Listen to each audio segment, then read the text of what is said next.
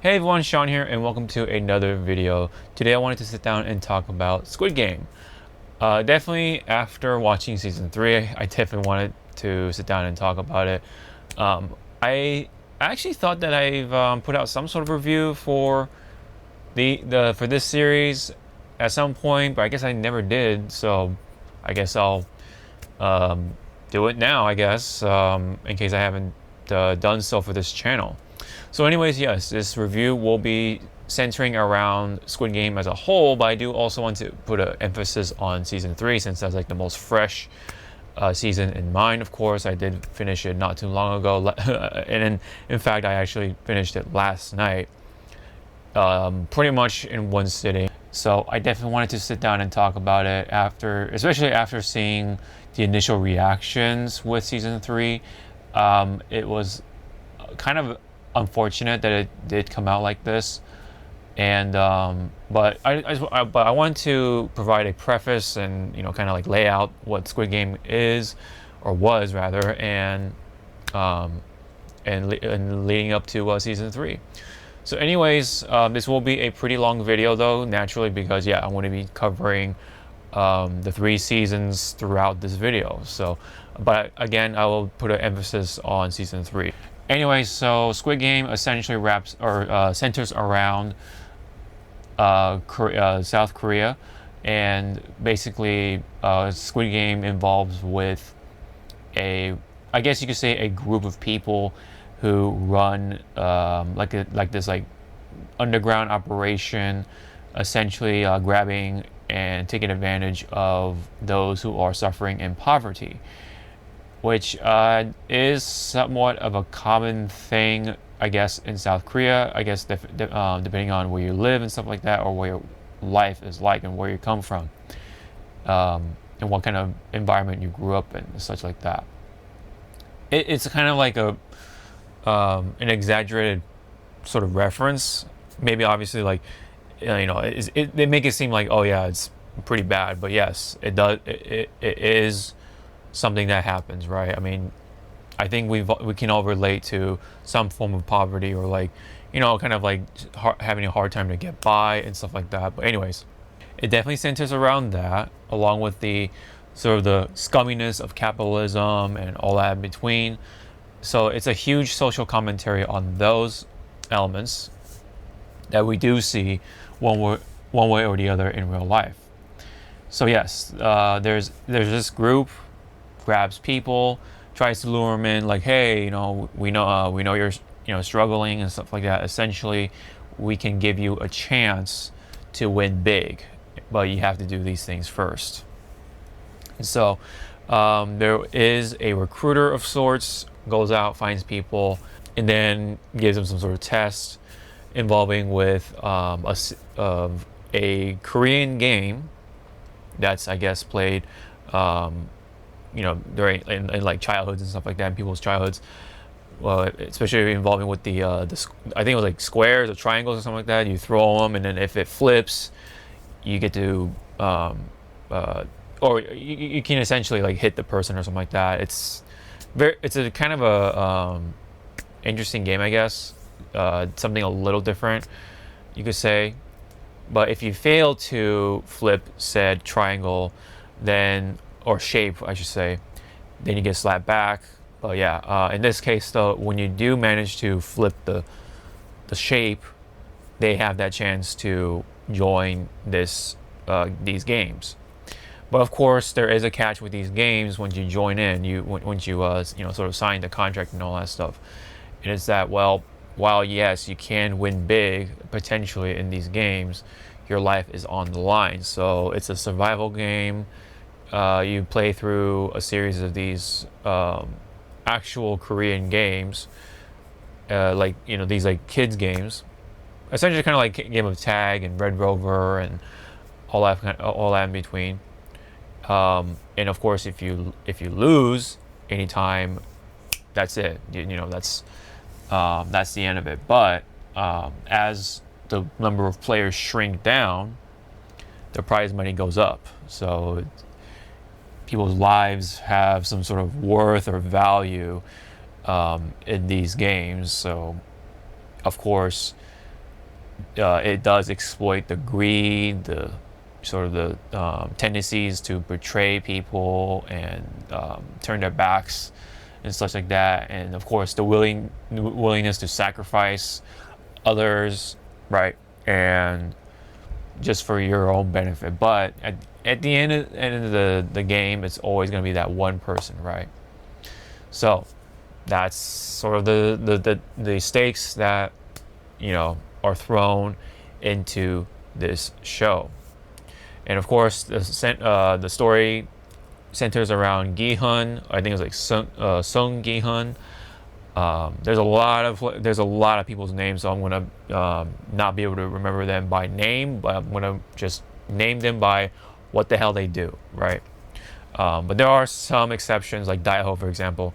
But anyway, even the player numbers are very hard to remember. But season 1, I would say, was definitely by far the best one. I think that's a pretty universal comment. I would say it's a very general consensus. I think that season one was by far, right, like the best, because that really, like, provided the stakes, it provided that intensity, it provided also that fresh concept, right? It's not, while you could say it's not original or brand new by any means, but it's kind of like a fresh show, you could say, from a lot of other shows, where this show really, it's a graphic, it doesn't really mess around, it really drives in the human nature of things when you put money on the line at the expense of people's lives.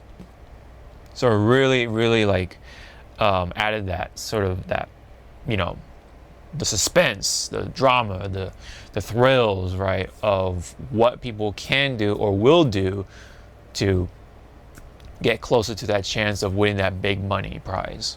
Season 1 was, again, it was by far the best one. Season 2 definitely repeated a lot of the things, but there is a bit of a caveat to it, and I would say, in my opinion, was a good caveat. But with what was prefaced before season 2 was released, was that season 2 was going to be fresh, it's going to be brand new, like this and that, like no repeated concepts by any means. Well, I mean, we literally go back to it, the Squid Game or whatever, and essentially repeated a number of things. I'm gonna go right ahead and say this right off the bat. This will be a spoiler heavy episode or video, so just wanted to put that out there. But I'm pretty sure by the time you watch this video, you already know what happens with season 1 and 2. But anyways, I thought I'd put that out there, of course, including the season 3 spoilers. So yes, by the end of season 1, Gi-hun is the winner. Yes, he takes the money, but not before talking with the old man. And of course, turns out that yes, the old man was actually the one who really started the games in the first place, but he wanted to essentially take part of it because his time was up, and so he wanted to relive the childhood, the fun of it, or the thrill of it. A little, call him twisted, yes, but one way or the other, he wanted to relive that sort of moments by playing these games. And well, the old man really put on the show, let's just say, and really took Gi-hun for a wild ride at that.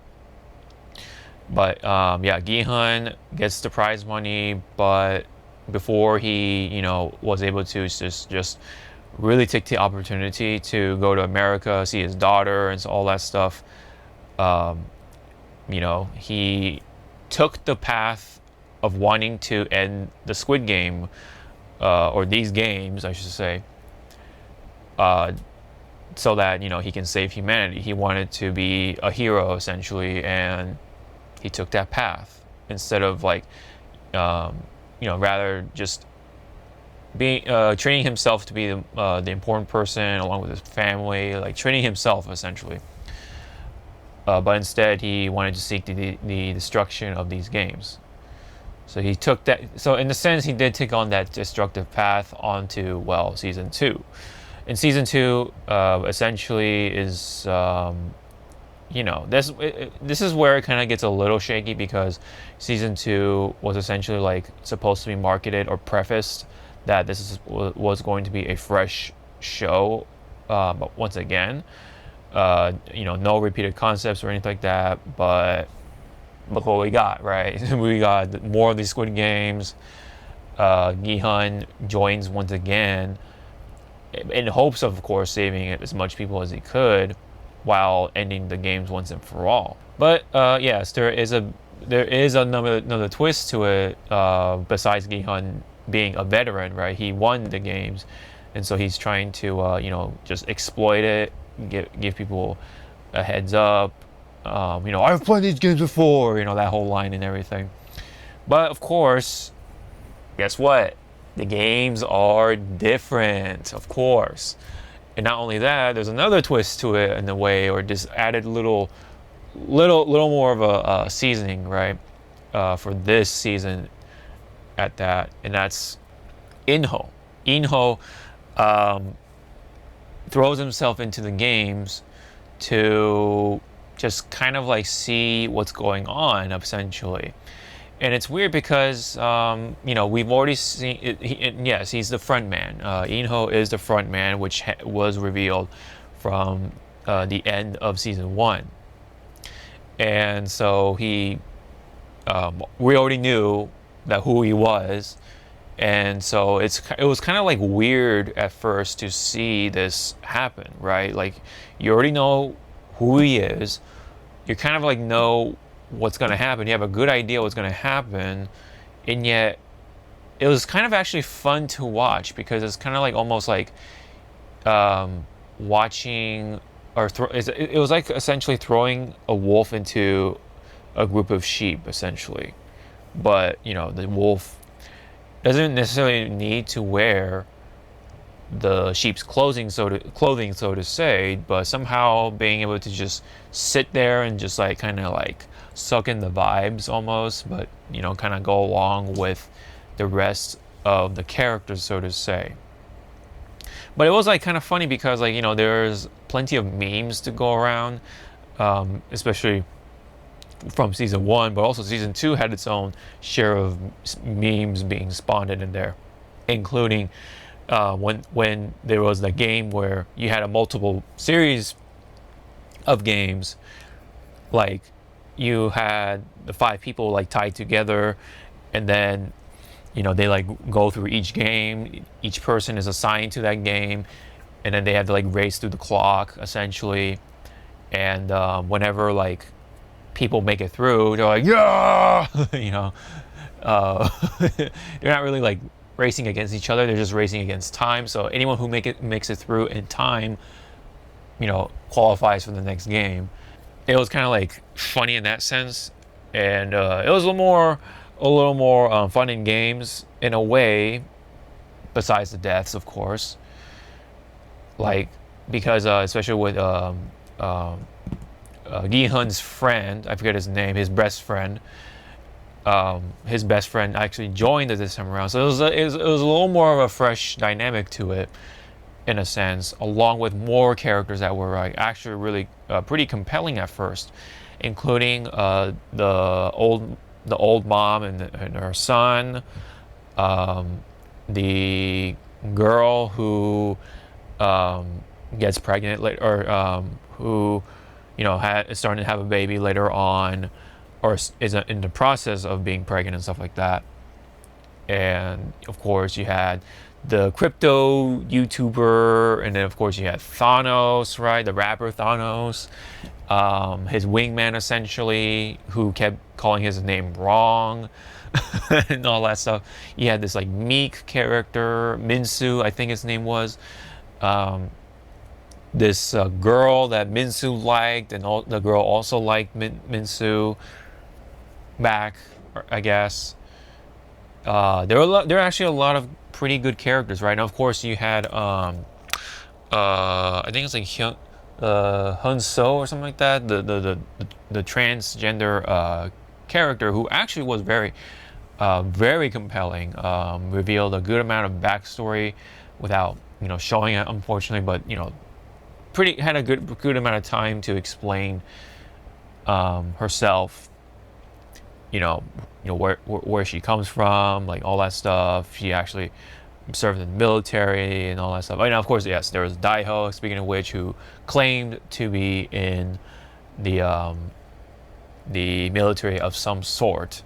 There was unfortunately a mistranslation, which actually was revealed recently by a fan of, I guess, on Reddit, where Daiho, when he explained himself, he didn't actually never said he was in the Marines, but he actually, I think, was a social worker with like, I guess, within the Korean military, in case, like, hey, you're not fit for the actual service, you can then opt out and serve, like, essentially behind the desk instead. You can take you can take the desk job and stuff like that. So he was a social worker rather than than being an actual soldier. Or maybe like he used that to say like, oh, I also happen to have some knowledge about being a soldier, blah blah blah, blah, just so he can feel like he can fit into the group more than right, than I guess some others. And he wanted to join Gihan, essentially. And this is just my perspective or my thinking. He wanted to join him because Gihan had that knowledge. He wanted to join that group to make sure he survives for a very long time in this game. So I think that's what was actually happening with Daiho. Otherwise, that context gets very lost often, and that's a very, very severe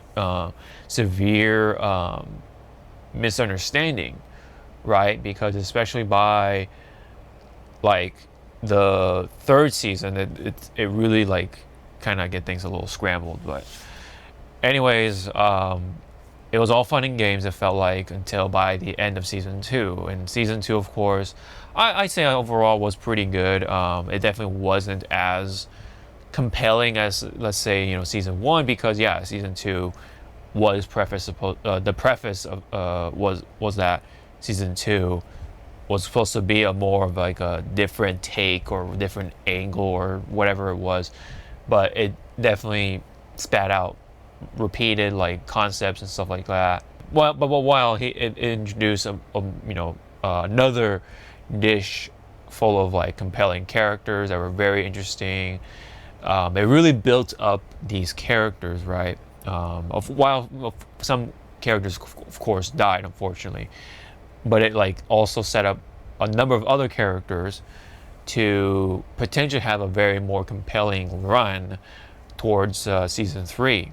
So of course, by season 2, the end of season 2, yes, Inho turns his back on the gang, of course, whoop-de-doo, whatever, right? You kind of saw it coming, and essentially sabotage the rebellion after what appeared to be what could have been a successful coup or rebellion against the system, right? Gihan and a couple of several others took up arms, right? They took the guns and tried to get as much ammo and weapons as much as possible. But thanks to stuff like Daiho, like just being scared, and also Inho essentially turning his back on the gang, stuff like that, it all fell apart. Which, yeah, you could say it could, you can see a mile away, but you still kind of want to see it. It essentially is what it felt like. Like you know what was coming, but you still really wanted to see it, and that's like the kind of season this was throughout. But while again showed these characters to be very compelling, or set up to be very compelling. So yes, season 2 ended on that note, very cliffhanger-esque, leading to season 3. And then season 3, by this point, kind of like offered during like the first half a very much another compelling setup. It really still got the ball rolling still, I think, in my opinion. But then I say by the halfway point, let's just say, this is where it kind of starts to fall apart. And I hate to say it, but I think as soon as the baby was introduced, I think that's where it became very, very weak, because it really shifts the focus right on the baby. But the baby, I don't want to say like that was like the central problem, so to say. But there's just a number of things that really fell apart. Like, for example, one of the biggest ones was the detective. I forget his name, forgive me, but I think it was like Junho. Junho was supposed to be, or he is, excuse me, the brother of Inho. But throughout the story of his side, right, this was happening among Willis, the Squid Games, throughout the seasons. He was on the mission to find his brother, to confront him, like what was going on and such like that. And of course, season 1 was very close to having that happen, right? But he gets shot, fell off the cliff or whatever, and then he was picked up by the captain of a boat. I guess his name, I think his name was Captain Park. And yeah, so he owed his life to Captain Park, so he's very on good terms with him. But yes, during some point in season 2, it was revealed that yes, Captain Park was working with Inho. He's a part of the Squid Games, essentially. He had the uniform and everything somewhere in his house, with the pink jumpsuit. I think he had a square mask, or the triangle. I forget, but he had one of the masks, right? So he worked for them, and so he essentially is kind of like spinning them around so that he can stall them until the games are over. And so that was essentially his role throughout. And throughout that part of the story, I say it was a little more poorly written, because there's just like a lot of like these obvious things that could have been done, and yet why, right, but for the sake of writer's convenience, to get the plot going, I guess, they wanted to tell this part of the story, but they didn't really like set it up properly, or have it look out for any loose ends, any plot holes, anything like that. I think it was a little poorly done. I think, in my opinion, that was I think one of the weaker parts of season 2 was kind of like the setup between Captain Park and the detective. But the whole setup with the detective, though, kind of led to nothing essentially by season 3. I think that was why also it was like one of the biggest disappointments, because yeah, like once again, the detective finds his brother and shot the window, and all he's asked was why.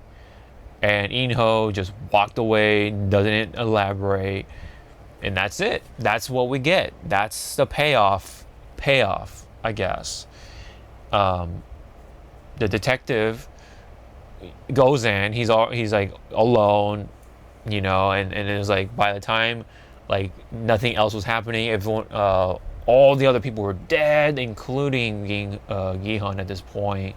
Like it was already done. What's done was done already, and so he couldn't really rescue anyone or anything really, and didn't even get his part, concluded. Like he didn't really tie the knot by any means. So the payoff for this was non-existent essentially, and then by the end, the detective just gives up. He quits the force, I think, and then that's it. That's just how it all ends. And not to mention, I'm going to come back around later, but yes. So, season 3, yes, as soon as the baby was introduced, it really fell apart. Again, and it kind of it kind of felt ironic too, is because a lot of the characters did die during the hide and seek game. Like just a lot of people died, including of course. Okay, so I had to like look at the name just to make sure I don't get it wrong. It's Hunju, I think it was. Hunju, the transgender woman. She had her life taken by, well, the crypto YouTuber, and who also is the father essentially to the baby. So that was like very, like, I mean, well, that wasn't a problem, of course, but it's just the way everyone was sort of set up. It just kind of like was not well executed, especially with Daiho.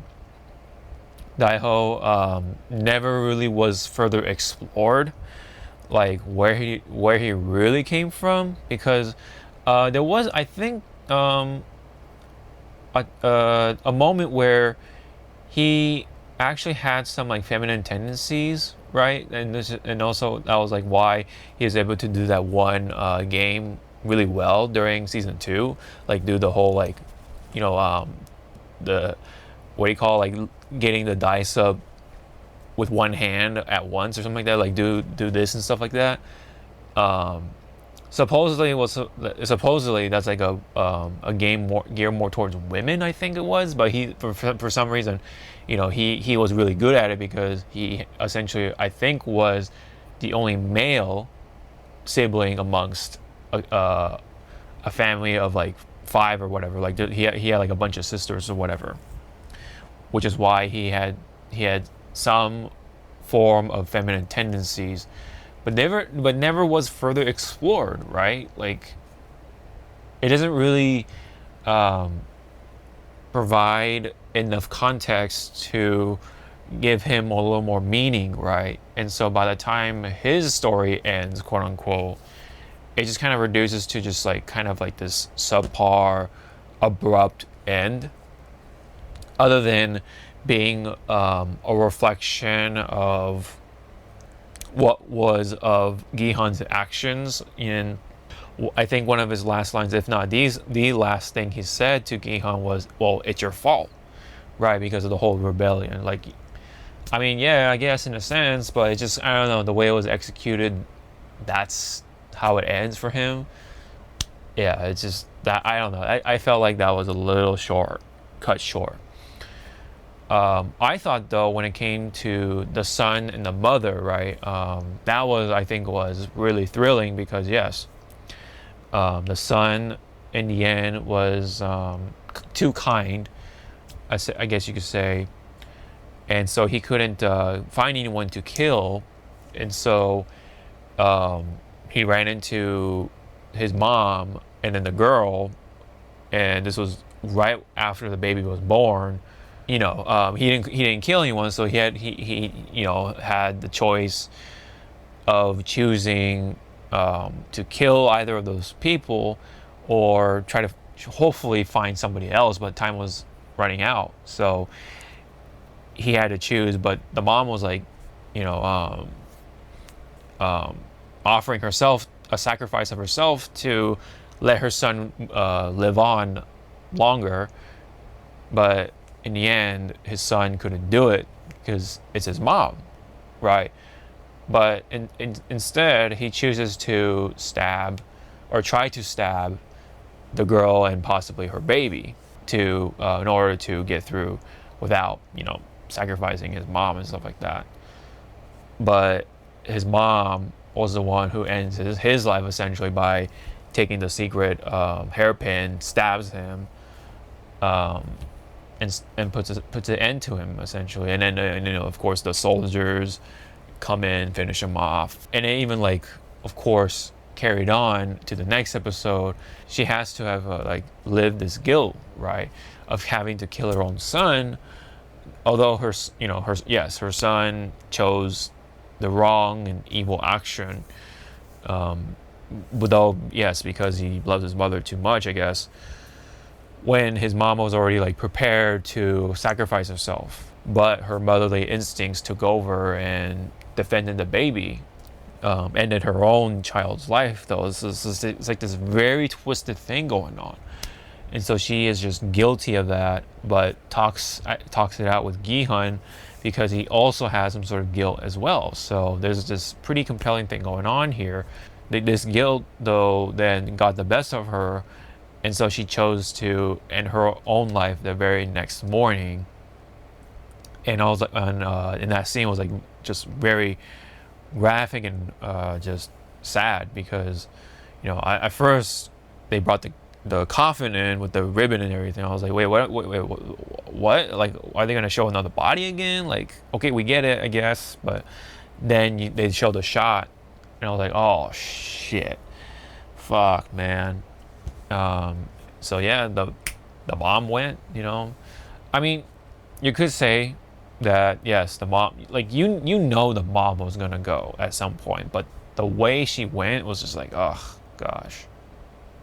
After what happened with her son and everything, like, I guess it's understandable. So that part of the character arc was, I think, more than decently well written. It's very, tragic, yes, but it's pretty well written for what it was. And so, and yes, because the hide and go seek took out a lot of people, including characters that we were like just tied to. They had these compelling backstories, like, yeah, even the shaman like went, like that's like how many characters went. It was like, it was it was like a slaughter essentially, and that also presented an unfortunate circumstance by the end of it. And so they get to the jump rope, right? The jump rope game is pretty obvious. Like, you jump your way across the bridge, and of course if you get caught by the rope, you get knocked over and you essentially fall to your death. It's a pretty simple game. It wasn't like the most like gratifying scene.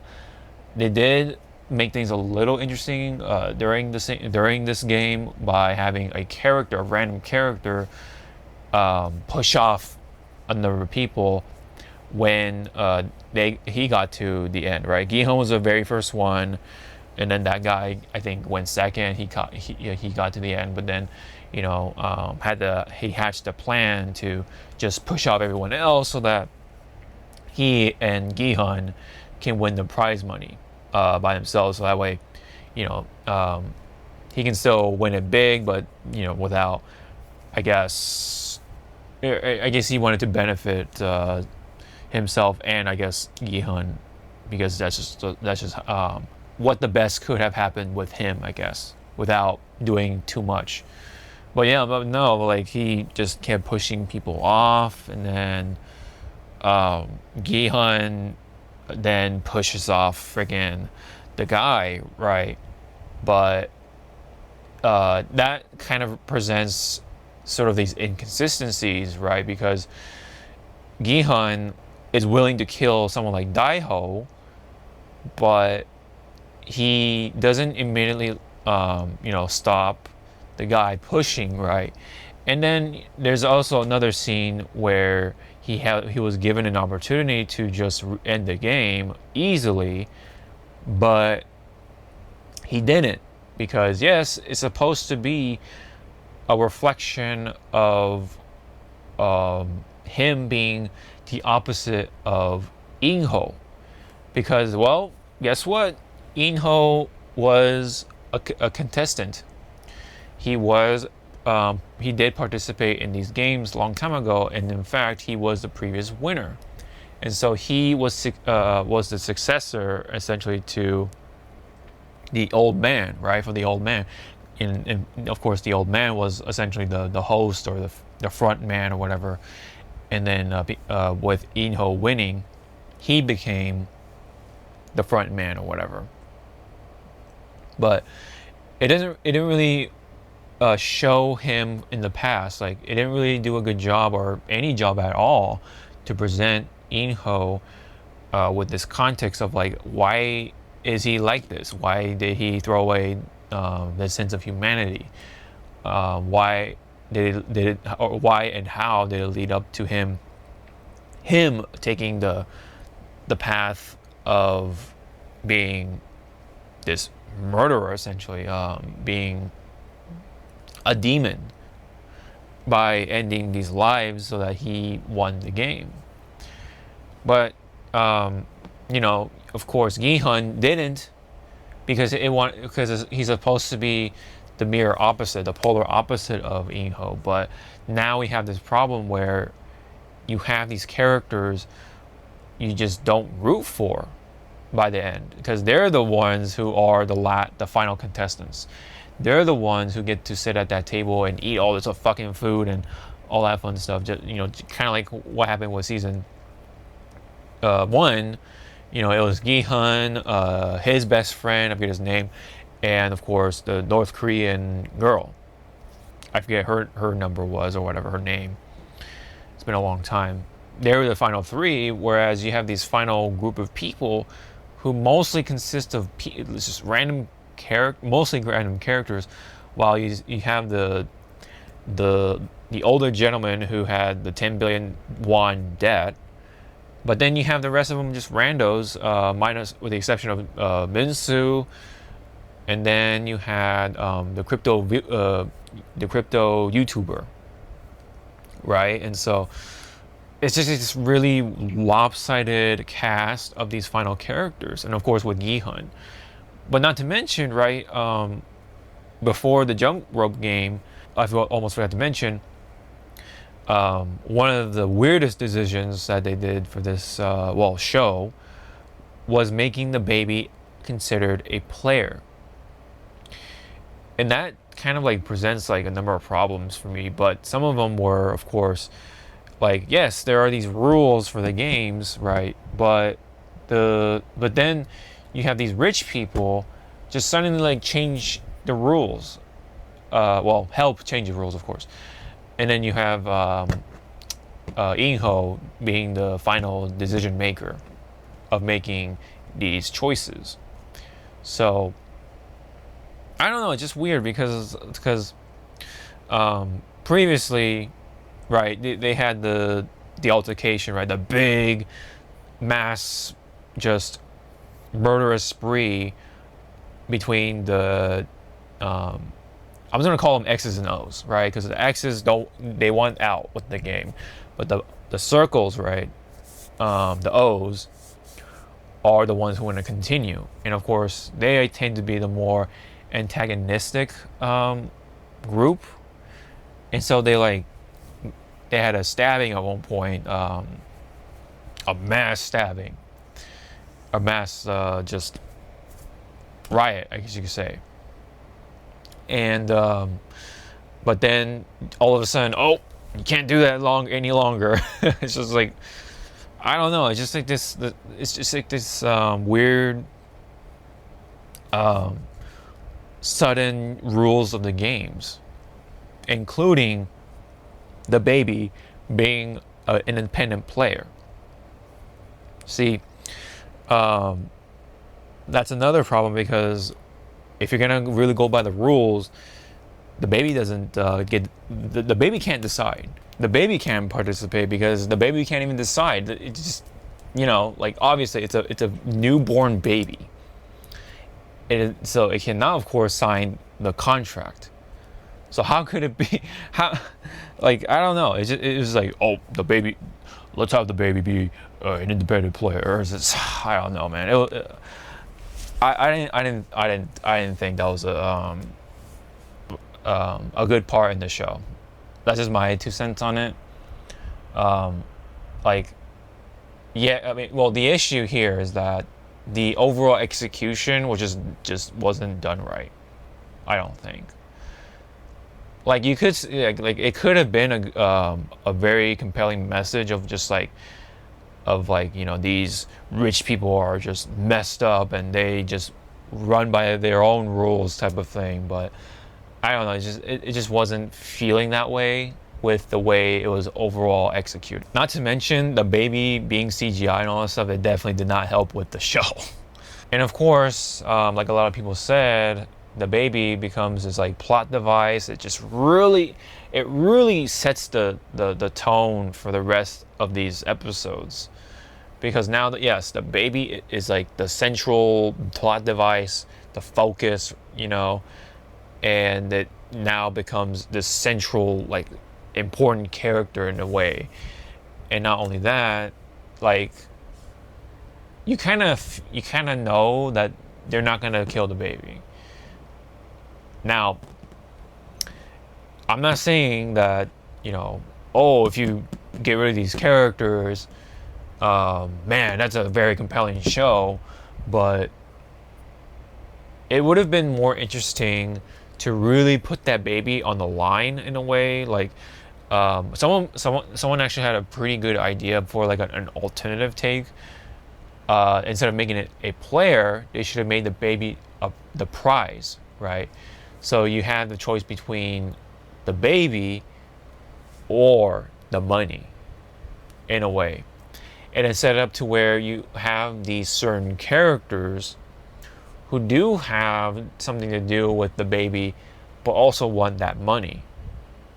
But and and basically should have been like between, of course, Gihun, the crypto VTuber, and the girl, the mother of that child, and maybe plus a couple of other characters too, right? Who obviously want the money versus saving the baby. So the baby, and of course, yes, the baby will have to. Well, I hate to say it, but the baby will have to die if they choose the money, because that otherwise doesn't really add anything to the mix. Again, which is why really involving the baby was like a kind of an issue with the show, because it just really shifts the block around, if that's a way to say it. And again, I want to make this clear, if in case I haven't said it already, is that babies don't automatically make a show bad. It's just the way they use the baby, or how the baby was like used specifically throughout the show, or rather the rest of the show. And the rest of it around it also was an issue as well. So it wasn't just so much of the baby of itself, but how everything else was unraveling, quote unquote, or lack thereof, by the end of the show. And also, almost forgot to mention, what was really funny was that one of the most compelling characters actually was I'm going to call her Soldier 11. Soldier 11, another person who defected from North Korea. So Soldier 11 actually worked as like a mascot character person, wears the costume, goes around, make kids happy at a park. And so happens one of the players of the game works at that same workplace too, and basically is the artist, right? He draws like caricatures or just portraits of people at the park for some money. And he has a daughter, but his daughter is going through some form of cancer, and has to have some sort of blood transfusion, right? I think it was some sort of blood cancer. And of course, Soldier 11 having to have some sort of like family too, she of course sympathizes with, or empathizes with, that player. So and so I guess she just happened to like felt enough compassion for this player for her to save him, essentially, because the player was a part of the rebellion. He had the gun and everything, but after he surrendered, Soldier 11 just happened to be the one to secure him, essentially. And because she knew him, she told him to, like, hey, just follow along, whatever, right? Boom, like, shot him, but in a non-fatal spot, as long as he gets treated, and was able to help him escape from the games. So really, one of the conclusive things is that player, and of course Soldier 11, because Soldier 11 goes through like an arc of sorts. She kind of essentially had little hope for humanity, but because of the actions of Gi-hun, her hope for humanity was restored, and then she did opt out of ending her own life. Soldier 11, pretty much, like, yeah, after eliminating the I guess like the general or captain, whatever you want to call him, and burned all the records, and because she had like so little hope, I guess that was her reason to try to end her life. But yeah, that happened. So I guess that was like one of the good parts out of this whole thing, with especially with the ending, is Soldier 11, like I kind of going through this arc. But back to the whole game of itself, again, it's like after the table and all that stuff, like there was like just really like this very little sense of tension, because you already kind of know that they're like having their eyes on the baby, because yeah, especially being a baby being considered a player, they want to go after the baby, because the baby is a very easy target. And so the tension there is very non-existent, and the fact that you have no character you're really rooting for, especially with the only other characters that you're quote unquote rooting for, which is Min-soo. But Min-soo was very unfortunately reduced down to a drug addict. Like, he went through this whole thing about like being very meek, and then there was a girl that they're like bonding together slowly, but the girl had feelings for him for whatever reason. But then she got killed by Thanos' wingman, and then it was like Nong Gim, whatever. I forget his name, but Thanos' wingman, Namgyu, I think it was, yeah, Namgyu, which is funny because there was like a little running gag where Thanos getting his name wrong, but Namgyu was the one who killed her, and Min-soo, he saw the whole thing, and in fact, Namgyu knows that he knows, right? So he drives that fact into him just to bully him further.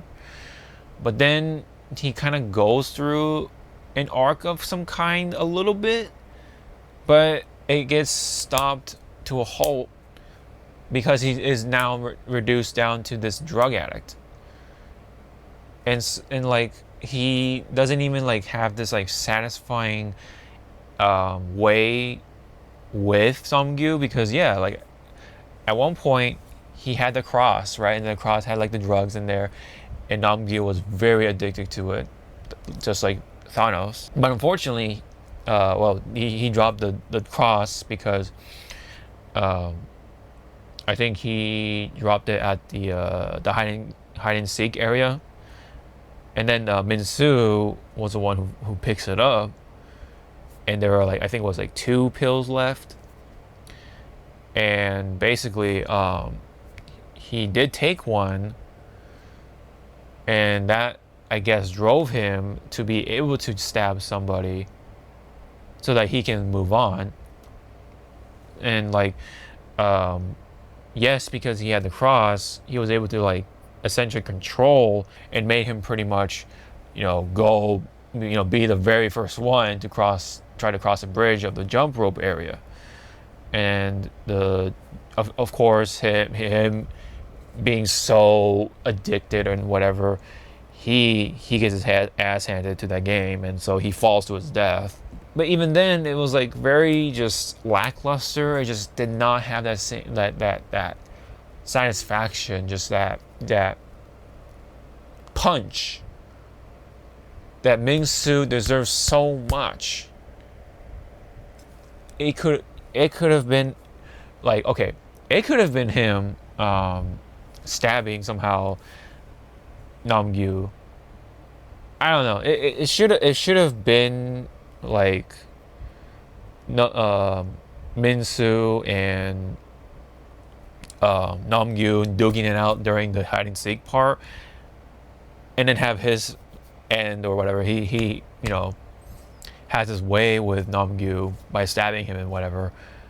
But then but of course he had to take the drug or whatever. I don't know. Like that could have been written a little better at least, but he was reduced down to a drug addict that did nothing by the end. So it was like just this very disappointing end for Min-soo. Just like a number of characters had these abrupt ends, including Daiho. And then you have the crypto YouTuber who keeps like jumping back and forth with the morals and stuff like that. I mean, on one hand, he wants to be a good person by being a good boyfriend slash husband someday, or future husband with the girl, and of course being a good father with their baby. But there's this, I don't know, it's just this very wobbly, jumpy back and forth of him doing that, but also being greedy. And so it's just like this huge jump. Once again, by the end of it too, it's like, oh, you know, he's this very logical guy or whatever. But then all of a sudden, he makes like the biggest mistake by not hitting the button during that last game. Personally, I still don't get the premise of those rules for that game, but I guess you have to hit the button and then eliminate 3 people at least. And if you can do that throughout the shapes, the platforms, then you get to split the prize money. I think that was a possibility. But that was also executed rather subparly because, one, you had these characters that you don't care for. 2, the way it was like handled, like you had you had the lunchbox scene where the businessman and the rest of the goons, essentially I like to call them, were beating up on one of their own as a scapegoat of sorts, just in case, right? But of course, the crypto YouTuber turns his back on them. Oh, I'm the good guy. I'm on your side.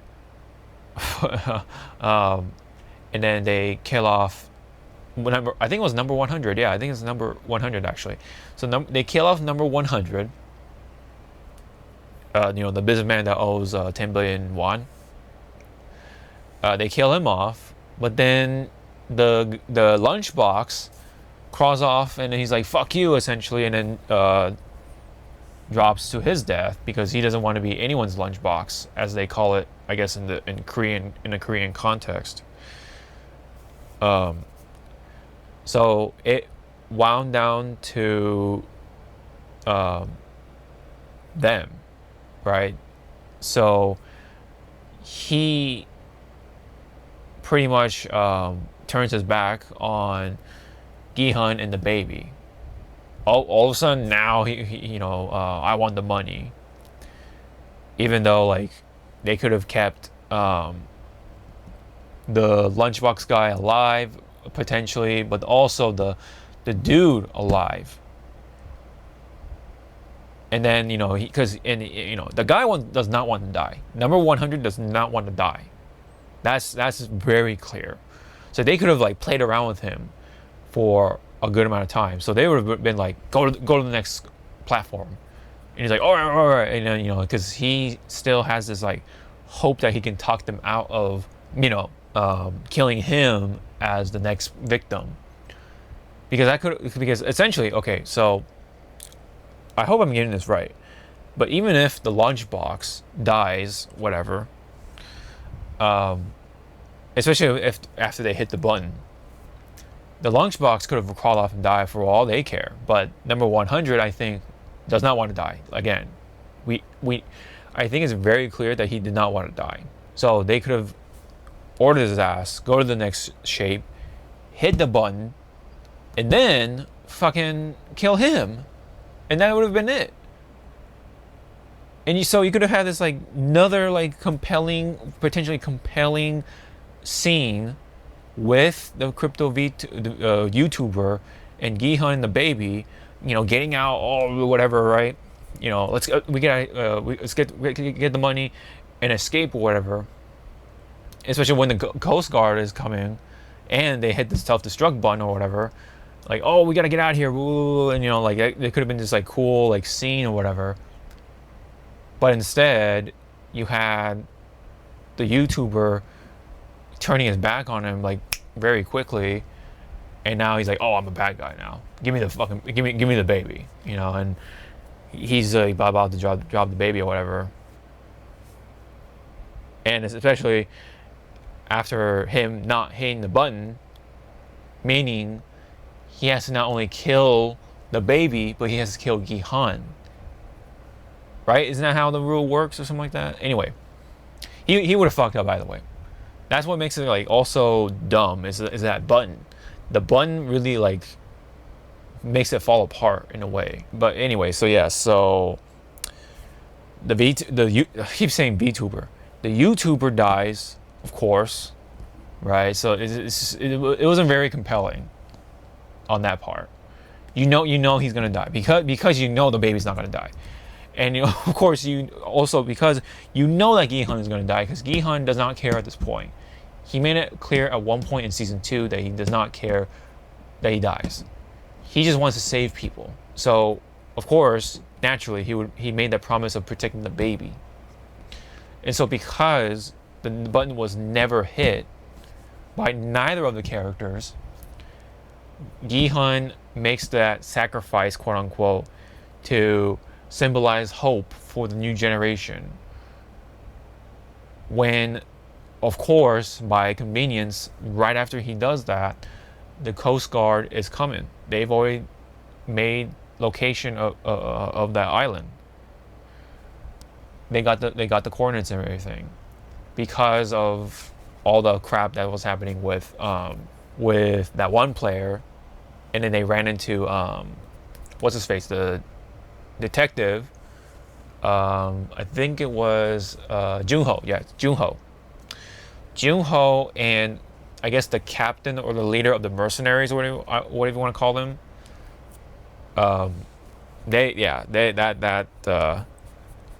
was another thing, right? Like there was so much screen time for the detective and his team and that captain, only for Junho to not win. Was also why it was a huge miss. And so yeah, so Gi-hun kind of like did that for pretty much nothing. They wrote the way this was written was very cheap. It felt cheap, and it felt very fast-paced in the worst way possible. Because I guess maybe the writer did not know how to write this part of or this kind of ending. Especially when he had another ending in mind, and looks like he seemed like he was able to put more thought into that ending. He should have stuck with that ending because that ending involved with Gi-hun going to America, and then he was the one to see a certain scene happening, which I'll get to in a bit here. So yeah. So anyways, the end happens. The sacrifice is made. The baby is the winner, as ridiculous as that sounds. Again, I want to say the baby themselves, is not the issue. It's how this all turned out, right? How the baby was used. And again, you have all these like abrupt endings, these disappointing character arcs, and all that, or in lack of backstories and such, including of course In-ho. They dropped the ball on In-ho in a way too, because you don't really see his backstory. You don't really get to see why he got angry during season 2 when they're like talking about like some brother stuff, or like something set him off. And Gi-hun was like, wait, what? Whoa, what's going on? Or whatever. But they never ever explored that area. So you never get to really see what In-ho is about. So that was another disappointing thing. Gi-hun, yes, he dies, which is, of course, that of itself is not an issue because you already kind of know he's gonna die. But how this whole thing played out, on top of all the other things that were disappointing, really added up to season 3 being very lackluster. Especially with so much built up to it, and it just like falls on its face. And again, they could have used the baby as the choice of the prize, right? Then yeah, then they can either choose the baby, or choose to save the baby, or get the prize money. Because otherwise, if it's like, oh well, if they're gonna take care of the baby, then let them take care of the baby. We'll get the money and rescue the baby. Like, yeah, it would have had way less tension. They would have to be really evil to kill the baby. But anyway, what's done is done. So Gi-hun is dead. The baby is taken by In-ho. And then In-ho is confronted by his younger brother, Jun-ho, finally, again. Oh, this is going to be the last time I get to see him. But you only get to ask him why. And In-ho's like, nope. He just doesn't answer him at all. Doesn't seem like he acknowledges him. It just goes down the elevator or whatever, little platform elevator. And that's it. That's what we get for this conclusion of Squid Game. Well, at least for the detective anyway. But because of so many of this adding up to it, yeah, again. So, really an issue. And then one of the only conclusive things was, that one player, I think it was like 246, I think his name was, the artist, I'll call him. The artist is back to his place, his workplace. His daughter's recovering. And then you have Soldier 11 fucking back to her sort of routine, I guess. Well, she quit her job. She's now just, hanging out with 246 and getting her portrait drawn out. And she's set out to go to China, though, because she has somebody to see in China. I think it was like she still has her family there, or no. She wanted to visit her own daughter. And her husband was executed back in North Korea, I think, right? I think that's what happened. Anyways, I think she was going to go to China to try to see her daughter again. And then, the money broker guy or whatever his name is, whatever he does, who looked out for Soldier 11, says his regards and all that stuff, sends his regards, take care of herself, all that stuff. So that was like one of the very conclusive things that happened with this show. And then it's like, oh, fucking the irony, right, of for Jun-ho, like he's like trying to be this like moral character, and yet he's now given this sort of bribe of like, oh yeah, you gotta take care of this child now. Oh, and you have this fucking card right here that's supposed to be the baby's money, because yes, the baby is a player, and therefore the baby was a winner, and so the baby got all that money. As ridiculous as that sounds, yes, but that of itself is not the problem. But it's how it's played out. It's just so weird that of all the people to be given the baby, it's him, Jun-ho, who essentially had nothing by the end. He had nothing to wrap up with. He never got his satisfying conclusion. But he's given the baby. Oh, all right. Like, it's just so weird. I don't know. I didn't really buy into that personally by the end of it. I felt like the baby could have been wound up somewhere else. And also, like, why In-ho suddenly grew enough of a conscience to take the baby. Oh, is it because of Gihun? I guess, but again, you have to see where Ihun was coming from to make it to this part of the conclusion, in order to really make it a full circle, right? Like, am I crazy to say that? Again, because we never looked into the backstory of Inho. That's what makes it, that part of the conclusion, very disappointing. You never really get to see the context. Oh, did Inho really lose humanity? We don't know. Oh, Inho was compelled by Gihun. So what? So what?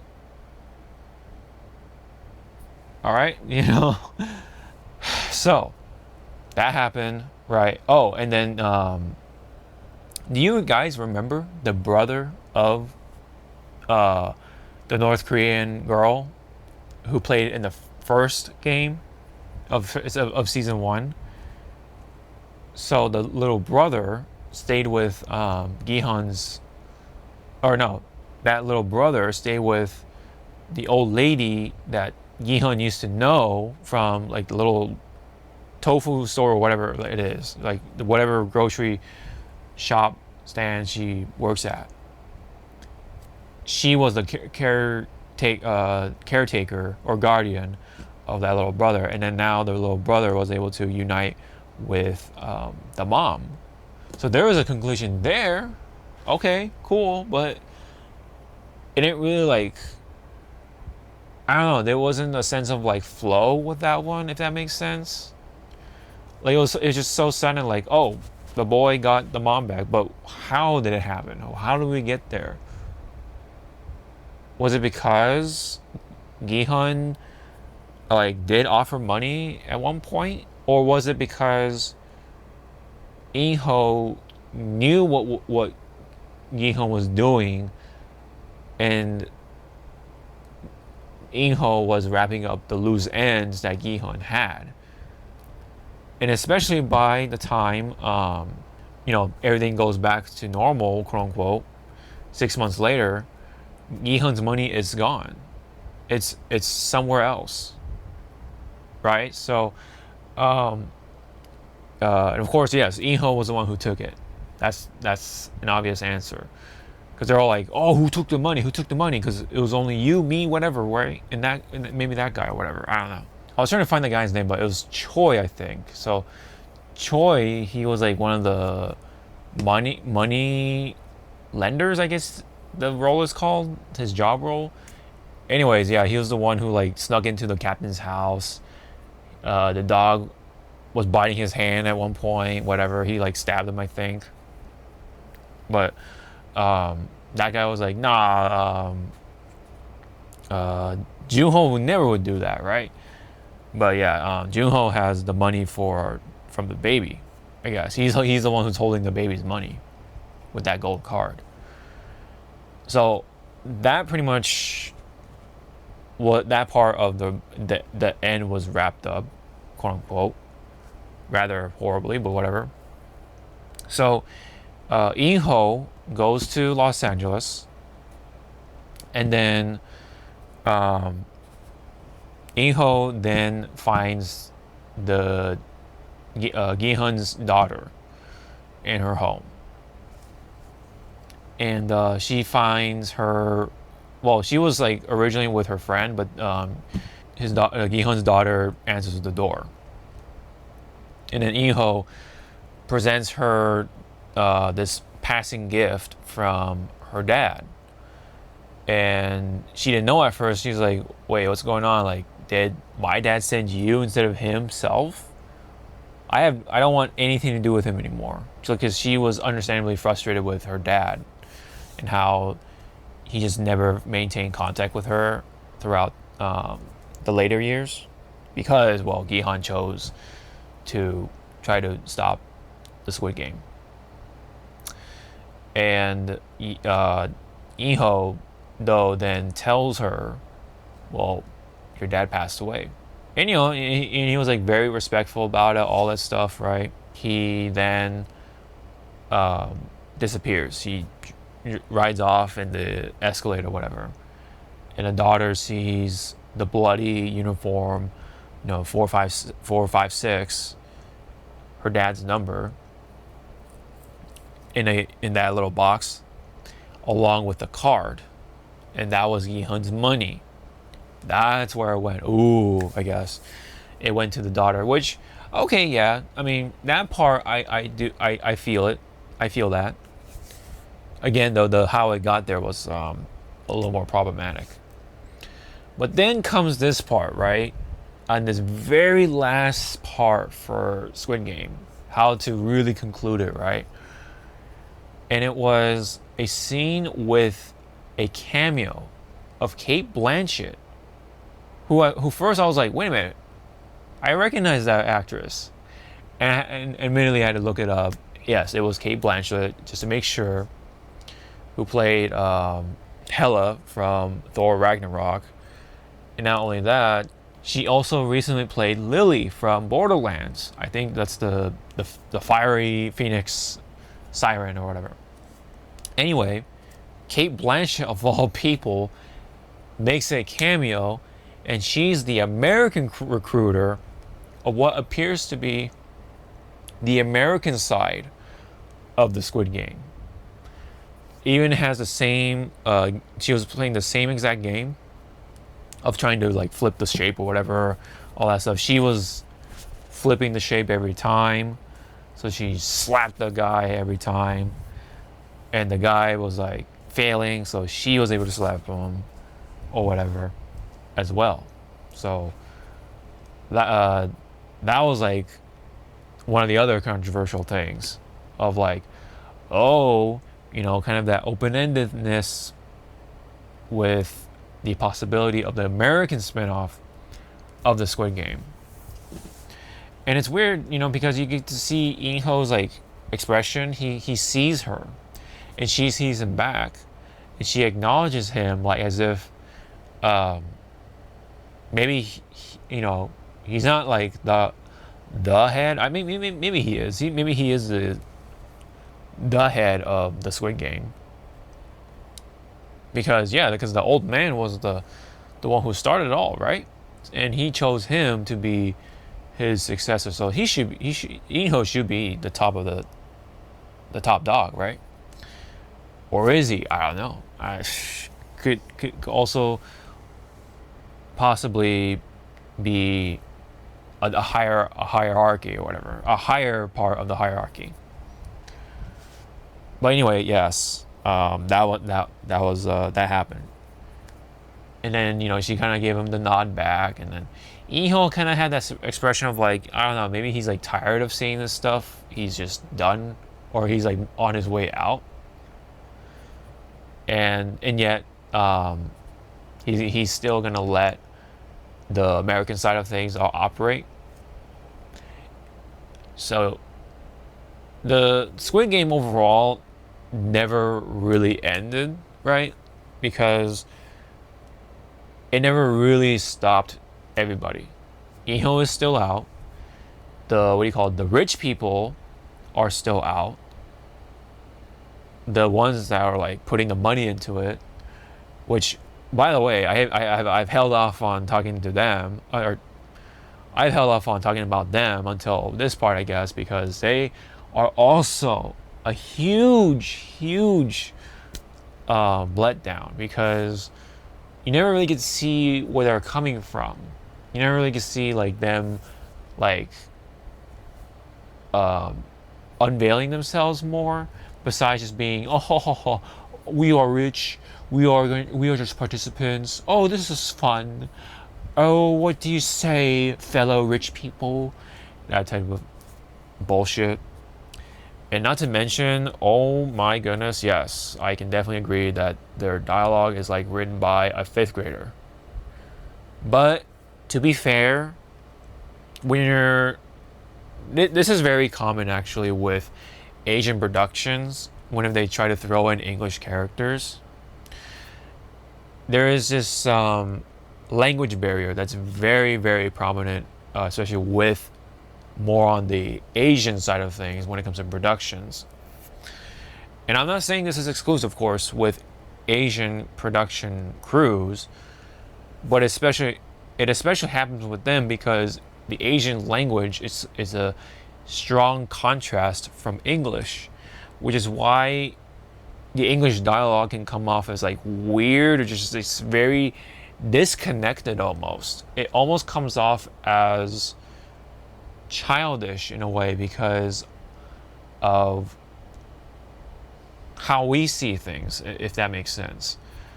It was it was written like very strange, but you have to understand that the language barrier is what is one of the prominent causes of that result. They view the English language very differently on how we view the English language, how we go about it.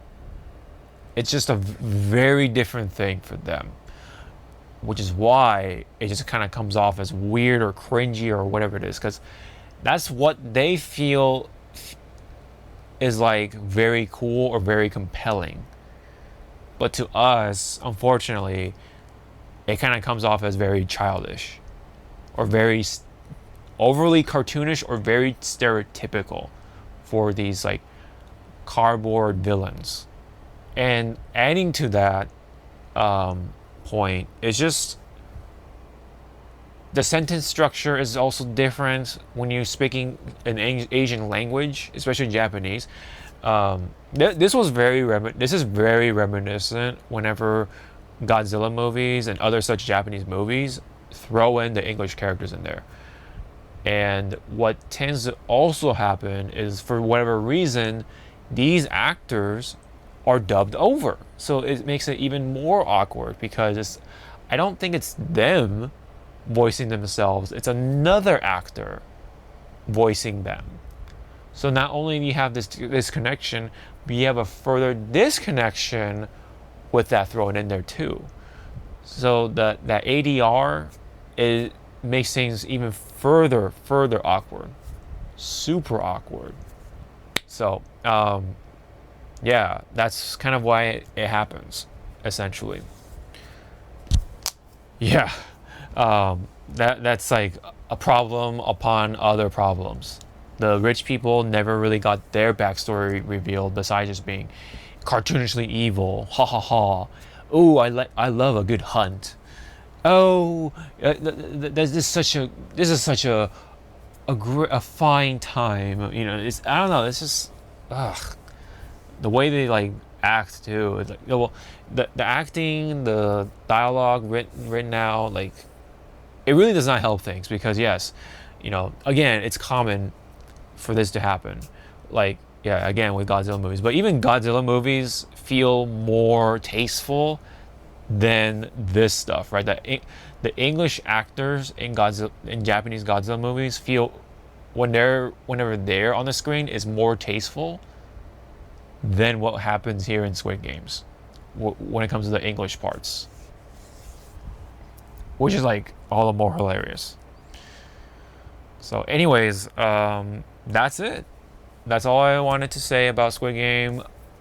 It's a long video, I know, because I'm covering like all the seasons, but it really winds down to Squid Game starting out really strong. The middle is pretty decent, but it does build up promising things no matter what. But season 3 really drops the ball, especially by the last 3 episodes. Or just when the baby comes in by coincidence. It's just as soon as that baby is born, I hate to really make it sound like that, but it's really like when that happens, everything just kind of falls apart. Well, I guess you could say the hide and seek game was like not only the best part, but it was also the beginning of like the worst. Like the end as we saw it is kind of like a very unfortunate circumstance. So I think if I were to give it a rating for each season, Squid Game gets a big 9 out of 10. Absolutely, a solid 9 out of 10. And then season 2, I think that's a little more or less like a 8 out of 10. I think that's like the most I can give it. But by the time we get to like the third season, I think that's like a 6.5, because the first half was good, but then as soon as the other half happens, it's where it really falls apart. So many conclusions, just subparly wrapped up. A lot more questions to be asked than anything. And it's just very unsatisfying, to say the least. So 6.5 I can give it for that, but it really dropped the ball there. I felt like it was still, by technicality, like a pretty good produced show for what it was. Like the cinematography, all this stuff was pretty good, but you have the CGI baby, and then you have the cringy dialogue from the rich people, and then like all the flip-flops and whatever face plants of the character conclusions or character arcs. Yeah, I think 6.5 is pretty appropriate there. So maybe it's hard to average it out in my head, but I feel like Squid Game overall, I think, deserves an 8 out of 10. Or if not, at the most, and then at the lowest, I would say a 7.5 out of 10, or 7. I don't know, but I'm personally, I think the whole Squid Game deserves an 8. I'm just gonna leave it there. But yes, all the faults, the negatives, is just, yeah, is where is pretty much the end. I think the end was like by far the worst part of everything else, but the journey was pretty good. The destination is kind of bad. Is one way, I guess, one way to put it, for me anyway. What do you guys think? Did you guys find Squid Game as a whole enjoyable? What was your favorite season? Did you feel like, yeah, season 3 really dropped the ball there? Did you enjoy season 3 as a whole, like the whole thing? I want to see those comments down below. I'll definitely check out those comments, and I really do appreciate it. Just don't forget to hit the like and subscribe, because that's all helpful for the channel.